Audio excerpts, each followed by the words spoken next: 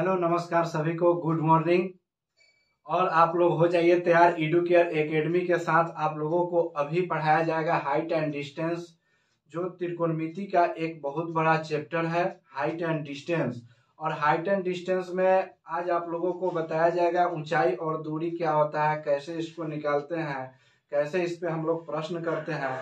तो इसके एक एक बिंदु को जहां तक हम कोशिश किए हैं कि तोड़ मरोड़ के आप लोगों के सामने एक एक चीजों को स्पष्ट कर दें कि इसमें क्या कहाँ पे कैसे होता है। तो चलिए मेरे दोस्त शुरू करते हैं आप लोगों को पढ़ाना अब हाइट एंड डिस्टेंस। तो हाइट एंड डिस्टेंस यानी ऊंचाई और दूरी क्या होता है, इसके बारे में हम लोग सबसे पहले जानेंगे। यहाँ पे ऊंचाई है, ऊंचाई तो ऊंचाई किसको कहेंगे? ऊंचाई जो इस प्रकार के होगा वही ना ऊंचाई होगा। यानी हम एक आदमी है और आदमी की कुछ ऊंचाई होता है, मिनिमम ऊंचाई और मैक्सिमम ऊंचाई। तो उसके लंबाई को हम पूरे लंबाई को मापते हैं तो वह ऊंचाई निकलता है। तो यहाँ पे ऊंचाई देखिए क्या होता है। जैसे कि मान लीजिए कि यह एक लाइन है, तो यहाँ इसके पाद बिंदु जो है और शिखर तक की लंबाई को हम लोग क्या बोलेंगे? ऊंचाई बोलेंगे। और दूरी डिस्टेंस क्या होता है? यानी कि डिस्टेंस यहाँ से यहाँ तक की चौड़ाई में जो हो गया वह डिस्टेंस होता है। यानी कि यहाँ से यहाँ तक की जो लंबाई हो गया यह डिस्टेंस हो गया। अब हम लोग हाइट एंड डिस्टेंस को किस आधार पे पढ़ते हैं और किस आधार से पढ़ेंगे, तो उसका एकमात्र आधार होता है, हाइट एंड डिस्टेंस पढ़ने का एकमात्र आधार त्रिभुज होता है। उस त्रिभुज में कौन सा त्रिभुज? तो उस त्रिभुज में भी समकोण त्रिभुज होता है, जिसके माध्यम से हम लोग हाइट एंड डिस्टेंस को पढ़ते हैं। तो त्रिभुज में ऊंचाई और दूरी में हम लोग त्रिभुज के बारे में पढ़ते हैं, जिसका नाम है समकोण त्रिभुज। यानी कि राइट एंगल ट्रायंगल के माध्यम से हम लोग हाइट एंड डिस्टेंस यानी कि ऊंचाई और दूरी को पढ़ते हैं। तो ऊंचाई और दूरी समकोण त्रिभुज में एक परिमेय का उपयोग किया जाता है। और इस राइट एंगल ट्रायंगल में सबसे बड़ा परिमेय होता है, जिसका नाम है क्या? कौन सा परिमेय नाम है? तो देखिए यहाँ पे पाइथागोरस का थ्योरम लिखा हुआ होगा। तो पाइथागोरस के थ्योरम के अनुसार हाइट एंड डिस्टेंस को हम लोग समकोण त्रिभुज के माध्यम से बनाते हैं। तो समकोण त्रिभुज के माध्यम से हम लोग सोल्व करते हैं हाइट एंड डिस्टेंस को। तो आप समझ गए होंगे कि लंबाई क्या होता है, चौड़ाई क्या होता है।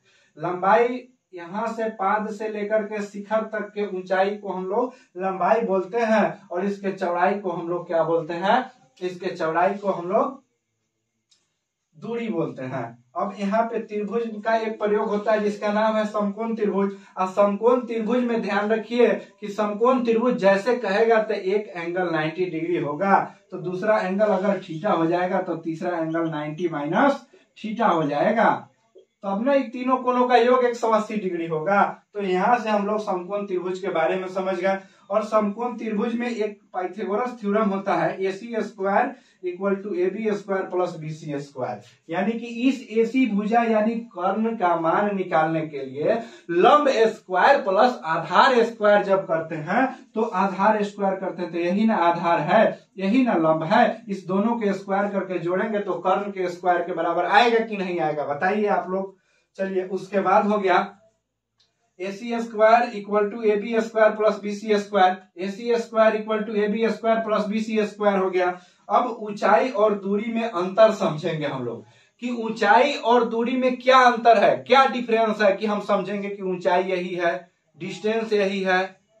तो इन चीजों को समझने के लिए हम त्रिभुज का प्रयोग करेंगे और इस त्रिभुज के माध्यम से समझेंगे कि ऊंचाई क्या है और दूरी क्या है। जैसे कि लिखा हुआ है यहाँ पे, त्रिभुज के माध्यम से ऊंचाई पूछा जाएगा तो हम क्या जवाब देंगे? इस त्रिभुज के माध्यम से इस त्रिभुज की ऊंचाई पूछा जाएगा तो हम जवाब देंगे कि BC भुजा की जो लंबाई होगा ना, इस BC भुजा की जो लंबाई होगा यही इस त्रिभुज की ऊंचाई होगा। और यहां से पूछा जाएगा त्रिभुज के माध्यम से अगर दूरी पूछा जाएगा तो AB की जो लंबाई होगा वही इसका दूरी होगा।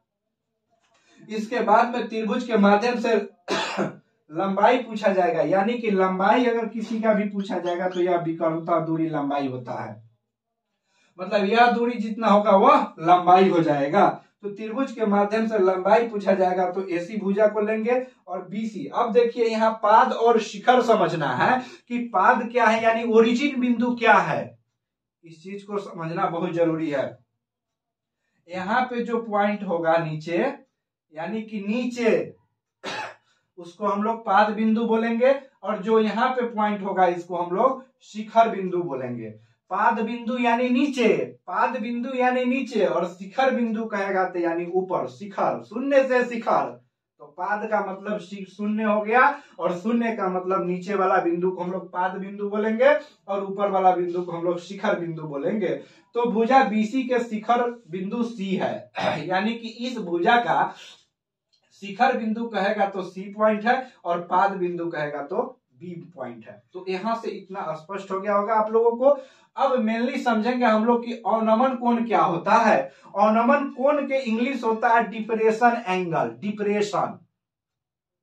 तो डिप्रेशन समझने का मतलब है कि आप लोग आम बोलचाल की भाषा में बोलते हैं कि फलना आदमी डिप्रेशन के शिकार हो गया या डिप्रेशन में चला गया।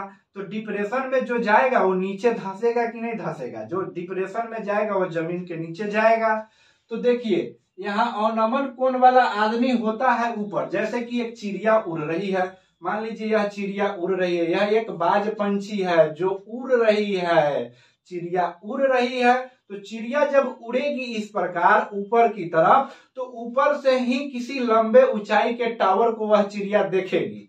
यानी कि मान लीजिए कि मेरा यह कलम चिड़िया है, और यह चिड़िया उड़ते हुए आ रही है, अपने आंख से यहाँ पे देखी, यहाँ पे देखी, तो यहाँ ये इसी लंबाई से यह एक त्रिभुज है, और चिड़िया उड़ करके इस त्रिभुज के शिखर बिंदु को देख ली। तो अपने आंख से देखी ना, आंख से देखी, तो इस यहाँ से जब लाइट टकराएगा उसके आंख से, तो लाइट टकरा करके रिफ्लेक्ट करेगा, तो रिफ्लेक्ट नीचे की तरफ करेगा। तो नीचे की तरफ जब करेगा तो यहाँ से यह इस बिंदु को देखी है चिड़िया, और यहाँ से इसके आंख के द्वारा जो एंगल बना है ऊपर में, इसे कहते हैं थीटा का कोण। यानी कि 30 डिग्री, 60 डिग्री, 45 डिग्री, 90 डिग्री, कोई भी एंगल से चिड़िया देखेगी ना, तो उस देखने के कारण बना एंगल को यहाँ पे हम लोग बोलते हैं अवनमन कोण, डिप्रेशन का एंगल। यानी बाबू तुम जब भी डिप्रेशन की बात करोगे तो जमीन के नीचे घुस जाओगे।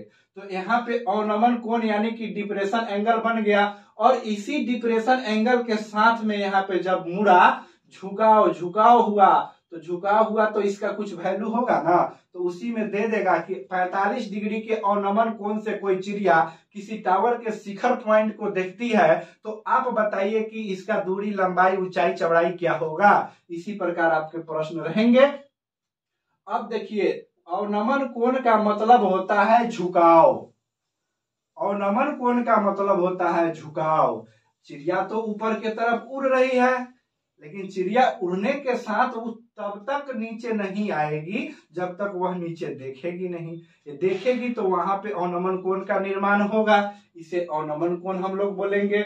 उन्नयन कोण क्या होता है? एलिवेशन का एंगल क्या होता है? एलिवेशन यानी उन्नयन, उन्नयन मतलब एलिवेशन। उन्नयन यानी कि नीचे से ऊपर के तरफ जब देखेंगे हम, नीचे से, मान लीजिए कि हम नीचे हैं, यहाँ पे नीचे हैं, और नीचे से जब ऊपर के तरफ देखते हैं, यानी कि संभल जाइए बच्चों, जब आपके छत पे कोई खड़ा रहता है और आप नीचे से नयन मटक्का करके देखते हैं ऊपर के तरफ जब देखते हैं, तो इसको हम लोग उन्नयन कोण बोलते हैं। ऊपर के तरफ जब देखेंगे तो वहां पे जो व्यक्ति खड़ा होगा, यानी कि आपके छत पे, और आप नीचे से उसको देखेंगे, तो आपके आंख से उसके शीर्ष पे जो एंगल बनेगा उसको हम लोग क्या बोलेंगे? उन्नयन कोण बोलते हैं, एलिवेशन एंगल बोलते हैं। तो इसे हम लोग क्या कहते हैं? उन्नयन कोण कहते हैं। नीचे से ऊपर की ओर देखने पे आंख के द्वारा जो एंगल बनाया जाता है उसे उन्नयन कोण कहते हैं। यानी यहाँ पे एक छोटू सा बच्चा है जो छत पे खड़ा कोई व्यक्ति ए है, उसको देख रहा है यहाँ थीटा डिग्री के एंगल से, तो यह उन्नयन कोण बन गया। अब बात समझना है कि उन्नयन अवनमन, ये दोनों में होता लफड़ा भारी है। क्या है? कभी दे देगा अवनमन, कभी दे देगा उन्नयन। तो अवनमन और उन्नयन में संकोच नहीं करना है। नोट करके एक बात लिख लीजिएगा कि अगर अवनमन कोण का मान 60 डिग्री है तो उन्नयन कोण का भी मान 60 डिग्री होगा। उन्नयन कोण और अवनमन कोण दोनों आपस में बराबर होता है, इसलिए संकोच नहीं कीजिएगा। कहीं क्वेश्चन में अवनमन लिखल रहे चाहे उन्नयन लिखल रहे, टेंशन के बात नहीं लेना, सीधे 60 डिग्री के अवनमन कोण है तो tan 60 पर लेके घसर देंगे, चिंता नहीं करेंगे उसके लिए। चलिए अब यहां से आप लोग उन्नयन और अवनमन कोण समझ गए बहुत अच्छे तरीका से। अब बात रहा कि इस उन्नयन और अवनमन का ऑपरेशन कैसे करेंगे, कौन कौन त्रिकोणमिति रेशियो के प्रयोग करेंगे। तो साइन में देखिए, साइन में जब भी प्रयोग करेंगे 30 डिग्री, 45 डिग्री और 60 डिग्री, यानी साइन कॉस टैन का मेनली मुख्य रूप से प्रयोग होता है। इसमें 30, 45 और 60 डिग्री का प्रयोग होता है। कभी नहीं सुने होइएगा कि 0 डिग्री के अवनमन कोण से यह व्यक्ति देख रहा था। इसलिए 30, 45 और 60 का वैल्यू जिसको याद है वो हाइट एंड डिस्टेंस के राजा है। साइन 30 का वैल्यू कितना है 1/2 और साइन 45 का 1/√2, साइन 60 का √3/2 होता है। इसी तरह cos 30 डिग्री के √3/2, cos 45 के 1/√2, cos 60 के 1/2। बात खत्म। अब tan 30 के 1/√3, tan 45 के 1, tan 60 के √3, यानी कि 3, 3, 6, 3, 9 वैल्यू जिसको याद है हाइट एंड डिस्टेंस के, तो यूं मारेगा यूं उड़ा देगा। ठीक है, अब आइए एक प्रश्न हम लोग करते हैं। यदि कोई व्यक्ति सीधी दीवार के साथ 30 डिग्री के कोण बनाता है, तो यदि कोई सीधी दीवार के साथ, मान लीजिए कि यह एक सीढ़ी है, यह एक सीढ़ी है, अब इसी को हम लोग सीढ़ी मान लेंगे, और यह एक दीवार है, यहां से यहां तक दीवार है, और इस दीवार की लंबाई दिया हुआ है 20 सेंटीमीटर। 20 सेंटीमीटर देखने की कोशिश कीजिएगा, 20 सेंटीमीटर दिया हुआ है, और कह रहा है कि यह सीढ़ी दीवार के साथ 30 डिग्री के कोण बना रहा है। यहाँ न उन्नयन कहा न अवनमन कहा, सीधा कह दिया कि 30 डिग्री के कोण बना रहा है, तो यो टेंशन नहीं है, सीधे यहाँ 30 डिग्री चपका देंगे। अब कह रहा है कि सीढ़ी की लंबाई निकालिए, क्वेश्चन कह रहा है कि सीढ़ी की लंबाई निकालिए। थोड़ा इसको हम इरेज कर देते हैं, रुक जाइए आप लोग।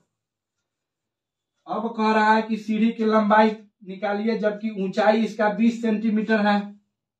तो ध्यान से देखिए कि यह सीढ़ी किसका काम कर रहा है, कर्ण का काम कर रहा है कि नहीं कर रहा है। और लंब दिया हुआ है, और 30 डिग्री भी दिया हुआ है, हमको फॉर्मूला भी याद है, साइन थीटा में प्रयोग किया जाता है लंब बटा कर्ण। साइन थीटा में क्या प्रयोग किया जाता है, लंब बटा कर्ण, और लंब बटा कर्ण तो यहाँ पे सीधे रख देंगे साइन 30 इक्वल टू लंब कितना है, AB है, तो AB बटा यहां से क्या रख देंगे, AC रख देंगे। अब AB का मान कितना है 20 है, AC का मान हमको निकालना है, तो निकालना है तो साइन 30 का वैल्यू कितना होता है 1/2 AB, यानी कि 20 बटा AC। अब यहां से सोल्व कीजिए, गुना कीजिएगा, तो यहाँ पे गुना करने के बाद AC इक्वल टू आएगा 40 सेंटीमीटर। अब देखिए कि गुना कैसे हम कर दिए, आरा तिरछी के नाम सुने हैं, ये आरा तिरछी गुना किया जाता है इसमें AC के इसके साथ, और यहाँ पे। तो आशा करते हैं कि यह पूरी बात थ्योरी के साथ एक एग्जाम्पल आप लोगों को समझ में आया होगा बाबू। और अगला क्लास कल जो आएगा उसमें धुआंधार हाइट एंड डिस्टेंस के प्रश्न होंगे, जो सीधे आपके एग्जाम में छपा है और आगे भी छपेगा।